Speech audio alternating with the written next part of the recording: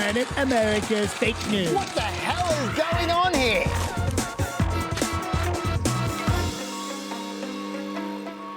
Welcome back to Planet America. Hello, I'm John Barron. And I'm Chaz Lecciadello. This week, the tweet that ate the news as both sides engage in another race debate. If you're not happy here, you can leave. We'll also look at the stories that story was designed to distract us from, including the charges against Jeffrey Epstein. It is 50 years since two different but historic events, the moon landing and the Chappaquiddick accident. I'll look at both in the history department. And I'll be taking a deep dive into the deep confusion amongst the Democrats on healthcare. But first... Okay, here's how it all started.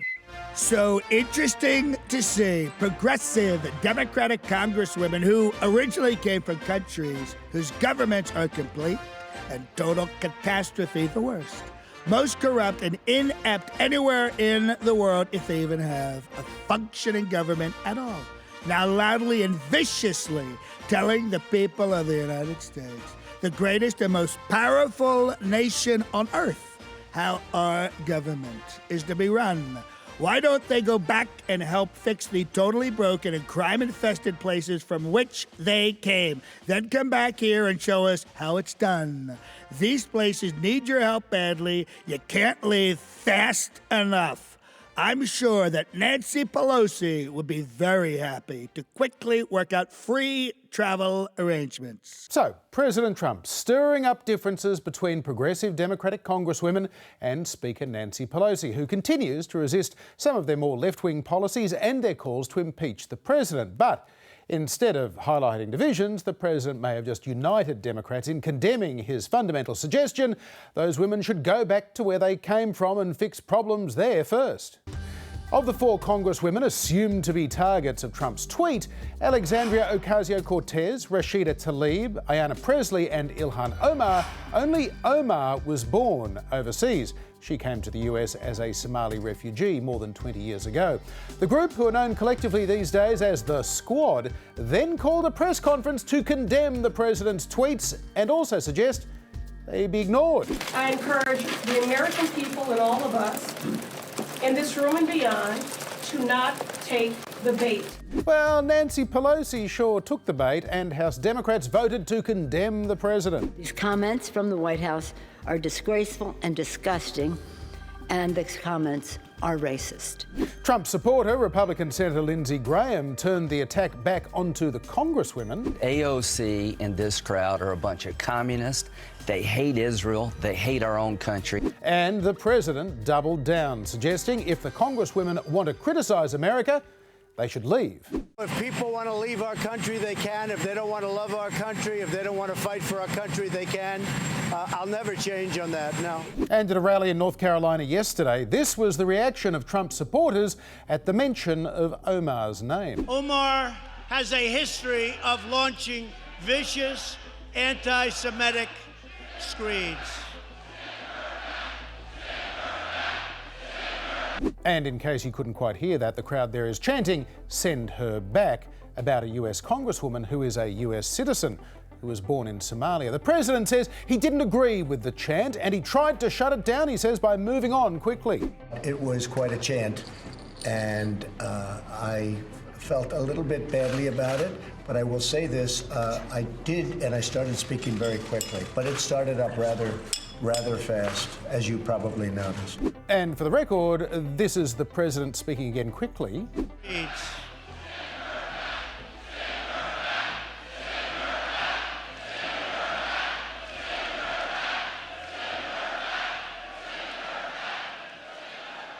He literally waited for it to stop, a full 13 seconds. And Chaz, of course, the political play here seems pretty obvious. President Trump isn't just stirring up his base with an appeal to xenophobia and racism. He's also establishing his re-election argument that all Democrats are radical socialists and somehow un-American. Yeah, look, that's all true. Look, to be honest, I wanted to talk about the Democratic Civil War that led up to all this. But that rally you just played, that was next level stuff. So you can hear all about the Democratic Civil War in the extra here. For now, I want to say this. During these kinds of stories, the media tends to fixate on whether you can use the word racist or not, like it's some kind of magic word. And Trump supporters have come up with all kinds of reasons that this particular case doesn't fit with a dictionary definition of the word racist, and those reasons work to a certain extent. Only 19% of Republicans said that Trump's tweet was racist, according to YouGov. But while arguing about definitions, people don't talk about what's right and wrong. I mean, I get that these rallies are like wrestling, people are just having fun, but I doubt it's fun for Ilhan Omar. Ryan Saavedra is a conservative journo who's responsible for a lot of the clips that Republicans send around the internet at Omar's expense. And even he says, someone I know who strongly dislikes Omar, who has experience in terrorism investigations, told me yesterday that the amount of hate they're seeing online directed at Omar is unlike anything they have ever seen. And by hate, they mean threats of violence. So given that, and given that back in 2013, Omar said this when talking about a terrorism course that she took. The thing that was interesting in the class was every time the professor said Al-Qaeda, he sort of like his shoulders went up and, you know, yeah, he's in command here. Al-Qaeda, you know, Hezbollah. He's an expert. You don't say America with an intensity. You don't say England with an intensity. You know, you don't say the army with an intensity. Qaeda. But you say these names because you want that word to carry weight. Given her security situation and given what she actually said in that clip, why would you present it like this? So when I hear people speaking about how wonderful Al-Qaeda is, Omar laughed that Americans speak of Al-Qaeda in a menacing tone and remarked that you don't say America with this intensity. You say Al-Qaeda makes you proud. Al-Qaeda makes you proud. You don't speak that way about America. To me, that's not right. Now, to be fair, Trump did say he felt a little bit bad about the crowd's reaction, which is unusual for him. But I note that he hasn't taken responsibility for it. Well, he spent years giving millions in political donations and rubbing shoulders with princes, TV stars, as well as former and future presidents. But now, millionaire financier Jeffrey Epstein is an accused child sex trafficker, accused of sexually abusing young girls as young as the age of 14 and collecting child pornography. Earlier today, he was formally refused bail. The new charges also shone the spotlight on a 2008 plea deal with federal prosecutors, which saw him spend just over a year in custody. The controversy over that case forced the resignation of the US Labor Secretary Alexander Acosta last week, after it was revealed that he was the one that struck the deal with Epstein, who was accused of abusing dozens of children. 66-year-old Jeffrey Epstein provided a private jet and possibly more to former President Bill Clinton and socialised with future President Donald Trump, including this party at Trump's Mar-a-Lago resort in the early 1990s, video of which resurfaced this week. Out of all the Trump controversies, the very worst has to be him enjoying Rhythm is a Dancer. What's going on there? But look, this isn't about Trump. It's about that plea deal. Not only did Epstein just serve 13 months in jail, but he was allowed to spend 12 hours a day, 6 days a week out of the jail on work release. Also, the prosecutors didn't even inform his victims of his plea bargain, which is totally against the law. And after Epstein got out, he wasn't even required to check in with the New York City cops for 8 years, even though he was supposed to check in 34 times. And this all might also be a little bit about Bill Clinton, who declared that he took a total of 4 trips on Epstein's private plane with his Secret Service detail travelling with him every time. But an investigative journalist found the plane's pilot logs, and Clinton appeared in them 27 times, many times with the Secret Service and many times without the Secret Service. And almost every time Clinton was there were also underage girls. Now, this does not necessarily mean that Clinton committed any crimes, but did he know of any? Yeah, well, joining us is Deborah Turkana. She's a former New York District Attorney where she prosecuted numerous child sexual abuse cases. She's now with Northwestern University in Evanston, just outside of Chicago. Professor, welcome to Planet America. Thank you. So, is this simply a case of a very rich man getting away with alleged offending for decades because of his wealth and influence? No, I don't think it's just that. Obviously, wealth and influence and Jeffrey Epstein's connections to very powerful men in this country are a big part of the story, but they're not the entire part of the story. And to my mind, in my prosecutorial experience, there's a lot about this case that's actually quite ordinary. Alex Acosta says he offered Epstein a plea bargain because it was the only way he could guarantee that he was going to jail. How is it possible that he couldn't make a case given he had so much evidence, including 36 victims testifying?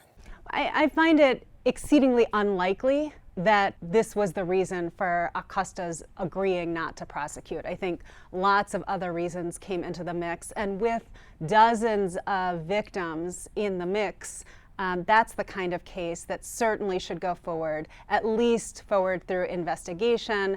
And in this case, there was an indictment that would have been ready to go.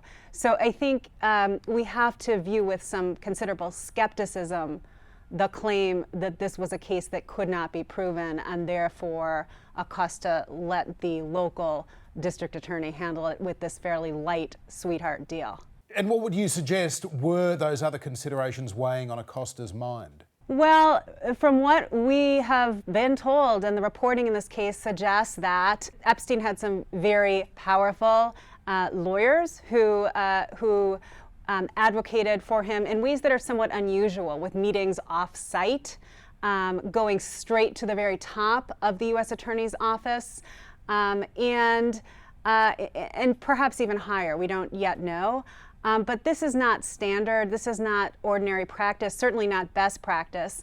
And in fact, we have a judge who held that this non-prosecution agreement violated the Federal Crime Victims' Rights Act.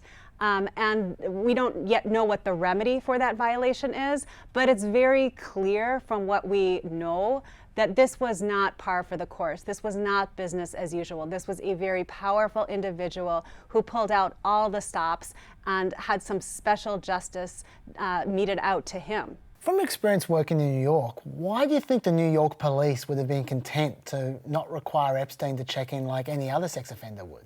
Yeah, that's a really good question, and I don't know that there's an obvious answer. There's so much in the mix when you're talking about conviction for a sex offense, but at the same time wealth. And let's remember that what he pled guilty to in Florida was an offense involving prostitution. So it wouldn't have necessarily been clear on the face of the guilty plea what exactly was involved in the case and how many young teenage girls were allegedly involved in this sex trafficking ring. So will the Acosta plea deal prevent this prosecution going forward? It's likely to come up in the litigation of the federal case. I expect Epstein's attorneys to raise the issue and to argue that, in fact, this current prosecution cannot go forward because of that agreement. I suspect at the end of the day, from having looked at that agreement and from having heard the U.S. Attorney for the Southern District of New York give his read of that agreement, that the judge will allow this prosecution to proceed. We've got someone here who's shown an inclination in the past to investigate and intimidate prosecutors and to bribe and threaten witnesses.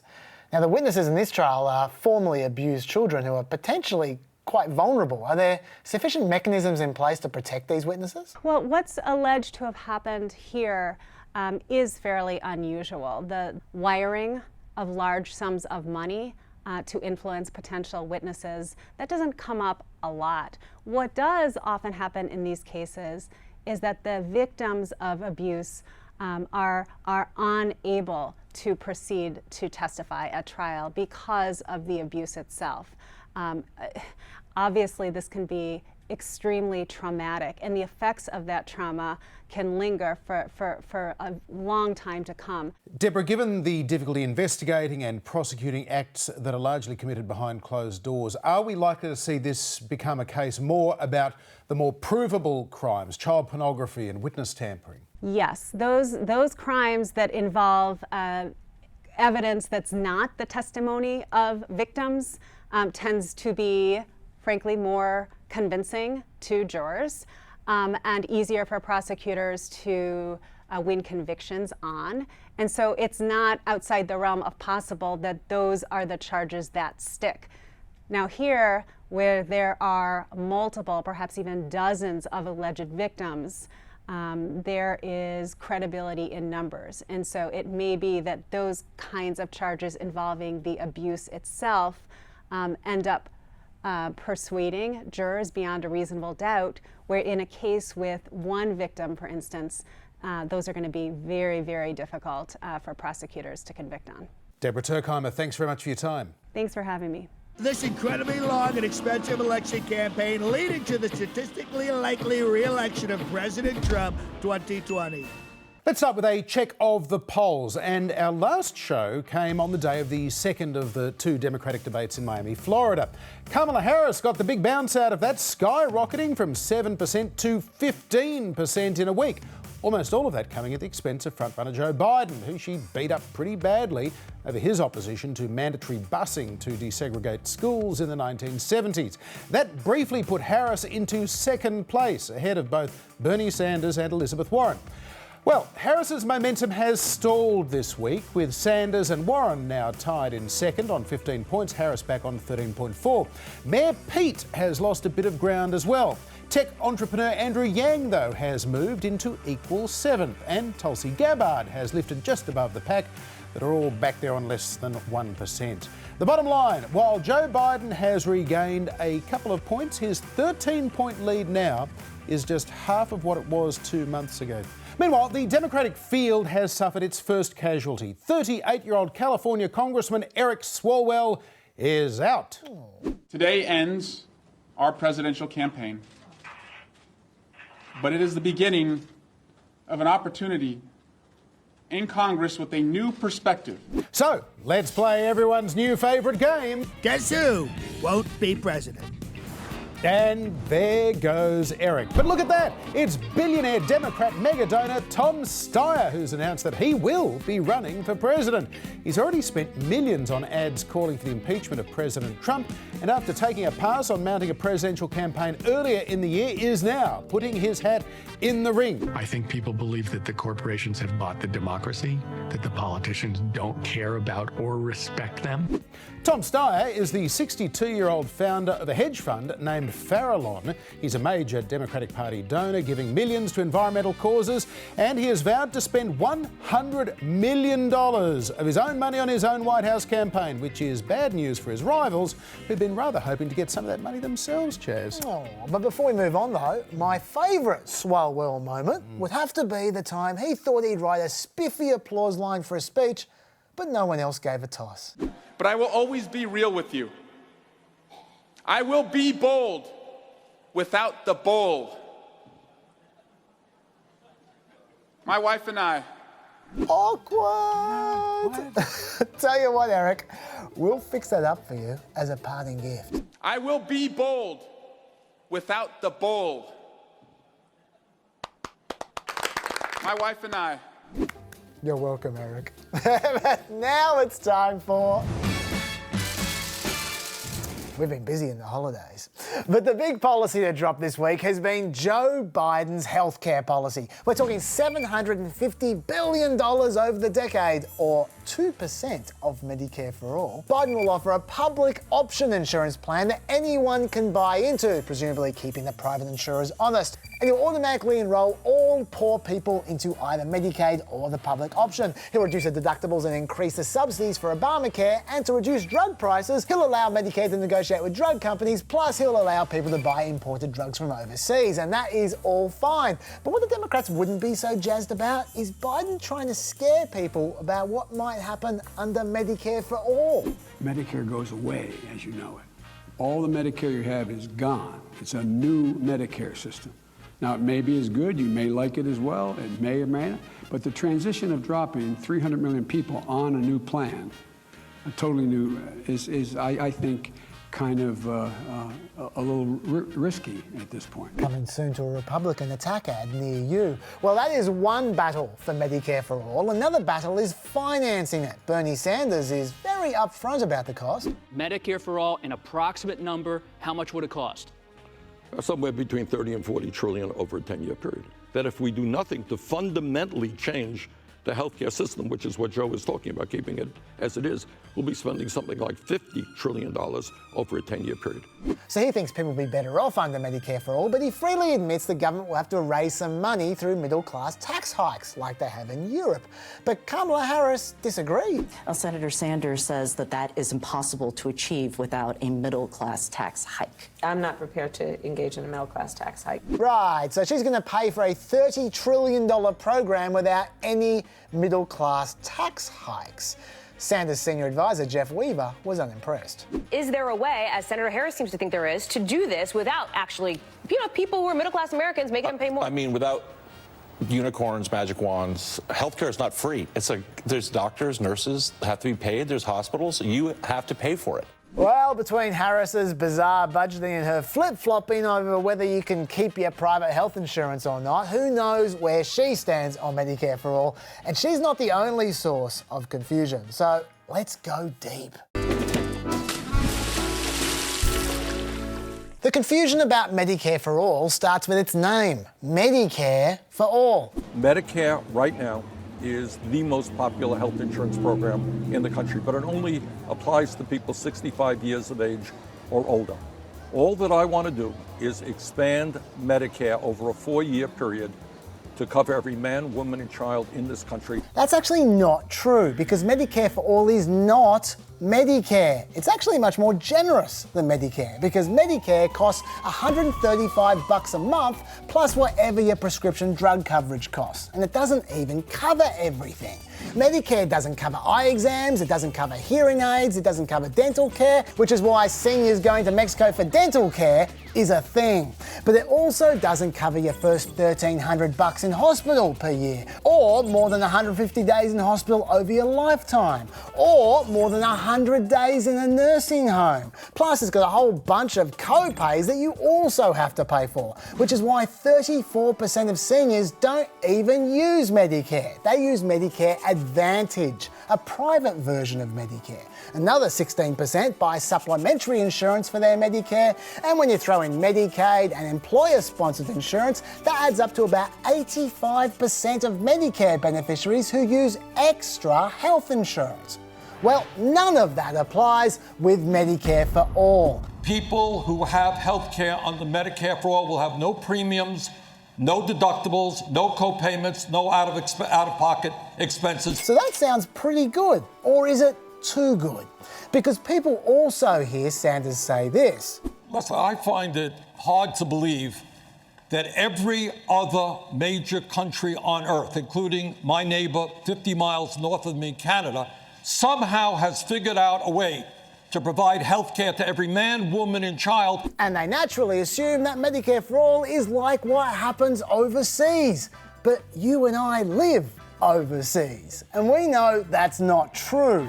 This graph shows the public, private, and out-of-pocket shares of healthcare costs for some of the world's richest countries. Many of these countries have kept private health insurance. Some, such as Canada, use private health insurance for dental or prescription drugs coverage. Some, such as France, use it to cover your out-of-pocket costs from your public healthcare plan.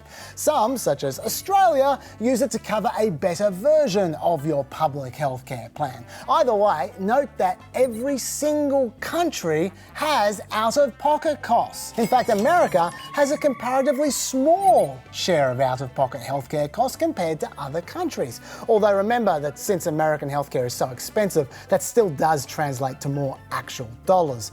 The fact remains, however, that what Sanders is proposing A 100% public healthcare plan with no out-of-pocket costs has not been achieved by any comparable country, especially seen as the largest existing healthcare system ever to be transformed into a universal healthcare system. The Swiss healthcare system spent 9.2% of GDP at the time. By contrast, the American healthcare system currently spends 17.9% of GDP. Sanders says this will save money, and that's one more reason to do it, but it would still be unprecedented. Now, the next source of confusion is that Medicare for All may not be Medicare, but it is for all. All people, all costs, and all essential services. But to do that, you would eliminate private health insurance in this For basic needs, yes. But people don't get that. When asked what Medicare for All is, only 40% of people say it's a healthcare plan that makes everyone switch over to Medicare, which is what it is, apart from the fact it's not Medicare. Whereas 60% of people say it's a healthcare plan that lets anyone buy Medicare instead of their current private insurance if they want to. But that's not Medicare for All. That's Pete Buttigieg's plan. And note that the people most confused about all this are Democrats. Probably because they listen to her too much. Mind you, this stuff is generally confusing. As recently as 2017, a third of people still didn't realise that Obamacare and the Affordable Care Act were the same thing. But it's important to clear this up because on this topic, the details matter. As of last year, 51% of privately insured people were satisfied with the amount they paid for health insurance, so they might not be thrilled to give their plans up. Now, Bernie Sanders has rightly pointed out that people are forced to give up their private health plans all the time, often when they change jobs, for instance. Axios recently estimated that at least 2 million workers and their families are forced to change their private health plans every month. But nevertheless, when you ask people about Medicare for All, you get about 56% support. And after you point out that this would largely eliminate private health insurance companies, you only get 37% support, which is quite a difference. Although we shouldn't overplay that last poll. Last month, people were asked what their most important priorities were for their personal health care, and their top 4 concerns, at about 40% each, were all about cost.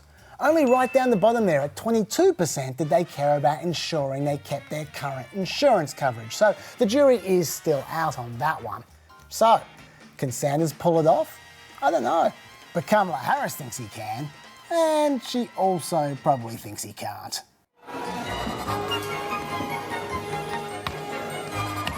This weekend, of course, marks 50 years since the United States won the race to land the first men on the moon, when Neil Armstrong and Buzz Aldrin made that giant leap in July 1969. But it wasn't just a great moment in history, it was also the fulfilment of a very bold political promise. We choose to go to the moon in this decade and do the other things, not because they are easy, but because they are hard.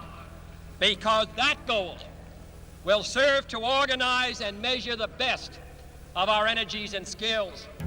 Kennedy's pledge in September 1962 came after a disastrous start to his presidency with the failed invasion at the Bay of Pigs in Cuba, and just weeks before the Cuban Missile Crisis would take America and the Soviet Union to the brink of nuclear war.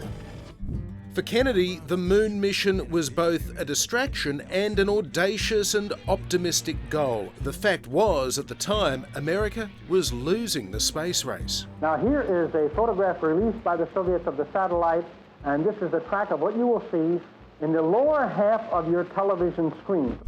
It would take more than 7 years to fulfill Kennedy's promise, and he wouldn't live to see it done. It appears as though something has happened in the motorcade route. Something, I repeat, has happened in the motorcade route. Some argue that Kennedy's death actually guaranteed the moon mission's success. First, President Lyndon Johnson, then Richard Nixon, wouldn't have dared to fail to meet the target set by their martyred predecessor. Had Kennedy lived, there's every chance Congress would have cut the massive $25 billion budget of the Apollo program, which employed 400,000 workers at its peak and consumed close to 5% of the federal budget.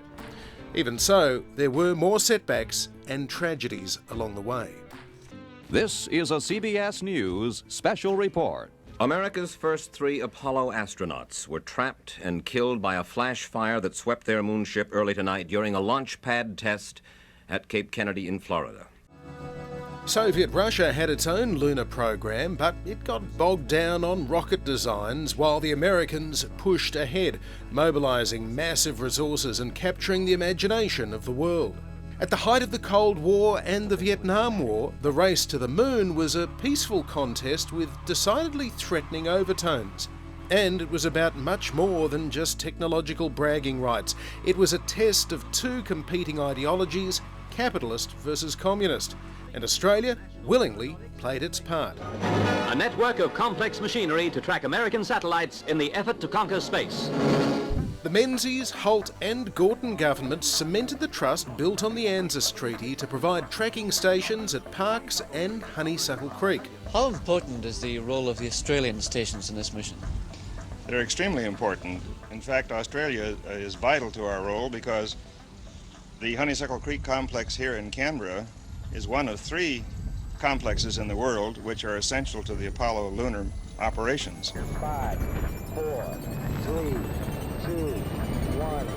Liftoff. We have a liftoff. As Neil Armstrong stepped onto the moon, the television pictures beamed around the world to about 1 billion people came through those Australian sites. It's one small step for man, one giant leap for mankind. After the success of Apollo 11, more missions followed, the near disaster of Apollo 13, the only time NASA fell short of the moon, until the final Apollo 17 mission in December 1972. What a ride. President Nixon, who'd been there to talk to Neil and Buzz and bask in their glory, slashed NASA's budget, then canned the moon program in favour of the Space Shuttle and Skylab. The dream of establishing a permanent moon colony as a stepping stone to other planets was dashed until recently, when President Trump announced plans to return to the moon. This time, we will not only plant our flag and leave our footprint, we will establish a foundation for an eventual mission to Mars and perhaps someday to many worlds beyond.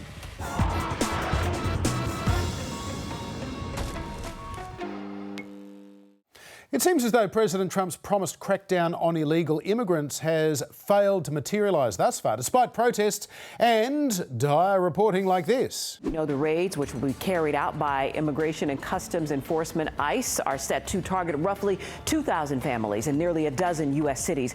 Those cities including Chicago, L.A., Miami, and here in New York. Well, officials in New York and elsewhere say there's scant, if any, evidence of increased arrests by immigration and customs officers.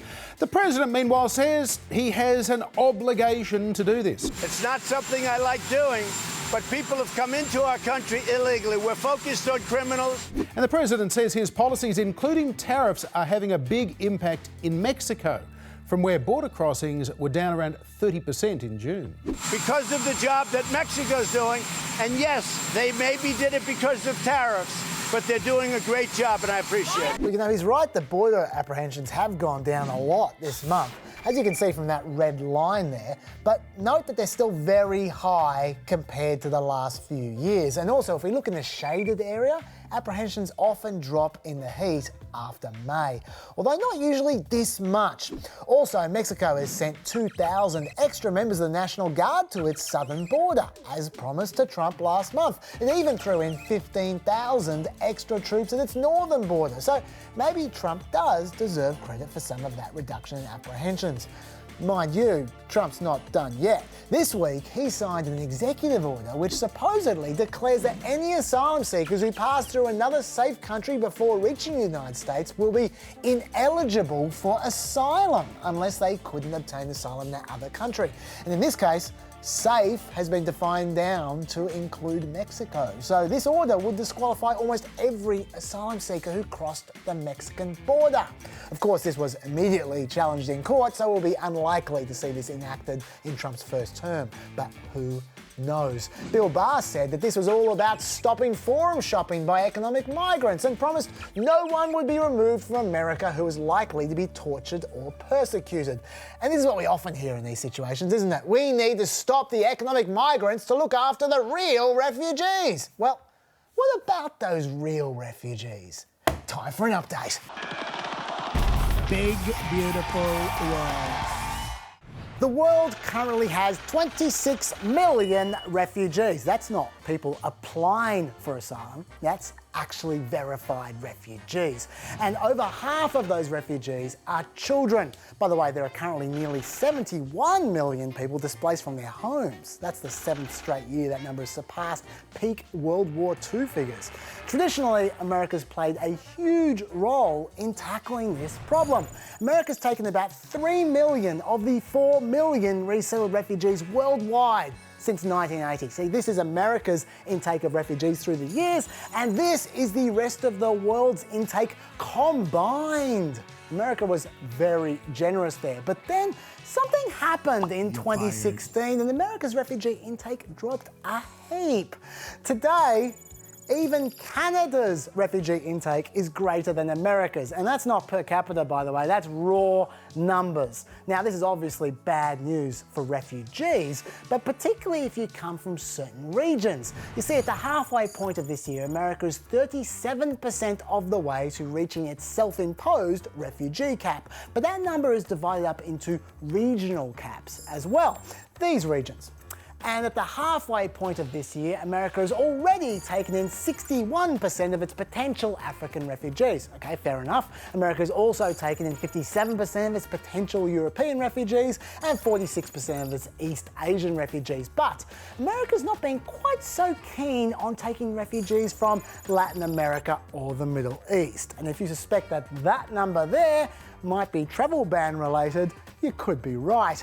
In Obama's last year, they let in 39,000 Muslim refugees. But last fiscal year, America let in only 3,500 Muslim refugees. And in particular, while America faithfully assists in the destruction of Yemen, it took precisely 2 Yemeni refugees in 2018. And so far this year, it's taken 0. Having said that, in 2018 they also only took in about 3 dozen Christian refugees from the Middle East as well, despite that breaking an explicit Trump campaign promise. So is any of this a problem for anyone?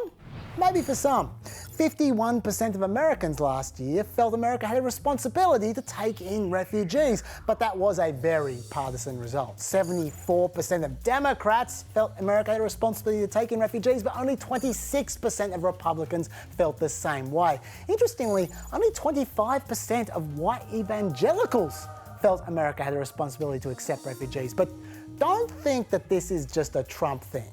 51% of people might support taking Central American refugees today, but only 37% supported taking Syrian refugees in 2015. 32% supported taking Vietnamese refugees in 1979, and only 16% supported taking Europeans after World War II. So America has a long history of being ambivalent about refugees. But there is another way to think about this issue. With only 3 months left in the fiscal year, America has accepted the grand total of 46 refugees from Honduras, 62 from Guatemala, and 199 from El Salvador. So maybe fewer Central Americans would be trying to cross the southern border if they had a realistic chance of applying for asylum through a more controlled process. You see, when you withdraw from the world, it has a tendency to come to you. In one recent week, in one sector in Texas, they intercepted more than 500 African migrants. That is twice the number of Africans they intercepted on the whole southern border in the fiscal year of 2018. What's happening is that African refugees are getting so frustrated about their diminished prospects of being resettled that some of them are flying from places like Cameroon over here to Ecuador, where you don't need a visa to enter, and then they either bus or they walk through Colombia, through the Central American jungle there, through Honduras, Guatemala, Mexico, all the way up to America. That there is about 4,000 kilometers being walked by some desperate Africans. Do you really think the wall up here is going to make them give up? So, Yeah, I'm not sure why the administration is running down the formal refugee resettlement process, but the alternative process that's currently setting itself up doesn't seem like much of an improvement. Big, beautiful world. There was another important anniversary this week. By sheer coincidence, just as the Apollo 11 was making its 400,000 kilometre journey to the moon, a major news story was unfolding back on Earth in Massachusetts. Friday, July 18, 1969, a little over a year after the assassination of Senator Robert Kennedy, former campaign staff were holding a reunion. Bobby Kennedy's younger brother, Ted, is hosting the event on Chappaquiddick Island near Martha's Vineyard. Among the guests, 28-year-old Democratic staffer Mary Jo Kopechne, who'd helped to write Bobby Kennedy's presidential announcement speech. Ted Kennedy and Kopechne left the party together. Kennedy is driving. His car runs off a bridge, flips over and sinks upside down into Poocher Pond. Kennedy escapes the sinking Oldsmobile. Kopechne does not. Kennedy claims to have tried repeatedly in vain to save her life. This was very big news. Senator Kennedy, reportedly in a state of shock, did not report the accident until some hours later. He said he had tried to rescue the woman but failed. The county clerk, tomorrow, must decide if the evidence warrants serving a summons on Senator Kennedy. He was charged with leaving the scene of an accident, and a week later, Kennedy went on television to describe what happened. I remember thinking as the cold water rushed in around my head that I was for certain drowning. Then water entered my lungs and I actually felt the sensation of drowning. But somehow I struggled to the surface alive. But most of all, Ted Kennedy had to try and explain why he left and why he waited so long to report it. My conduct and conversations during the next several hours, to the extent that I can remember them, make no sense to me at all. Although my doctors informed me that I suffered a cerebral concussion as well as shock, I do not seek to escape responsibility for my actions by placing the blame either on the physical and emotional trauma brought on by the accident or on anyone else. To his supporters, Teddy Kennedy did what he could to save Mary Jo Kopechne and was understandably in shock. This was a man, after all, who survived a fatal plane crash in 1964 and seen his two brothers shot and killed. Tragedies that he alluded to in that TV address. You and I share many memories. Some of them have been glorious. Some have been very sad. But to many, Ted Kennedy was a coward, more concerned with saving his reputation than saving Mary Jo from the water. They believed he was probably drunk and having an affair, or hoping to. The Chappaquiddick incident claimed a young life and stopped Ted Kennedy's ultimately unsuccessful presidential run for more than a decade. The scandal would follow him for the rest of his life. And that is it for another week, James. Yes, but there is a whole lot more on the extra on iView, YouTube and Facebook. We'll see you there. Bye-bye. Bye.